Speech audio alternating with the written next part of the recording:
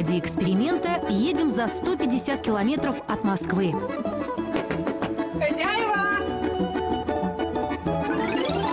Вместе с семьей Кутариных будем учиться хранить продукты по-древнерусски, без холодильника.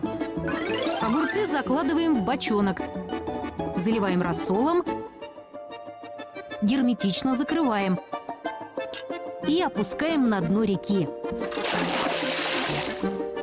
Свежие из курятника яйца кладем в кастрюлю с жидкой известью.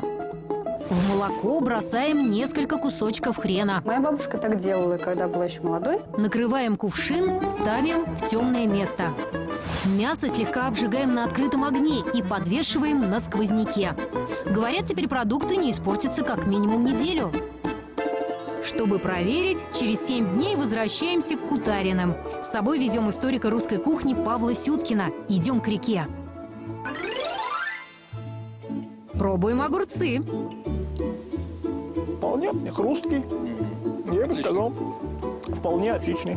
Можно использовать такой способ. Дело в том, что река до весны обеспечивает стабильную температуру 2-3 градуса. Благодаря этому срок хранения увеличивается, а огурцы полгода остаются хрустящими.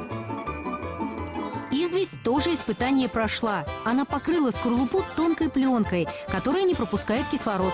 Яйца могли бы храниться 3-4 недели, но есть способ лучше. Самый такой эффективный способ хранения яиц – заливать их растопленным маслом. До года можно сохранить яйца в хорошей форме и вкус.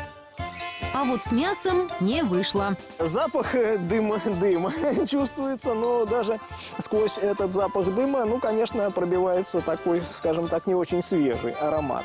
Все бы получилось, уверяет Павел, возьмем и крупные куски. Корочка была бы толще, под ней бы и хранилось свежее мясо.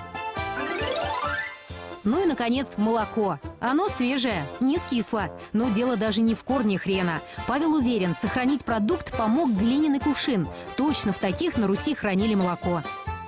Создавался эффект, позволяющий долгое время изолировать его от внешнего тепла, то есть фактически эффект термоса. По итогам эксперимента большинство древнерусских способов хранения работают. Так что если вдруг сломается холодильник или надолго отключат свет, помните, выход есть. Нина Радченко, Илья Лесных, Первый канал.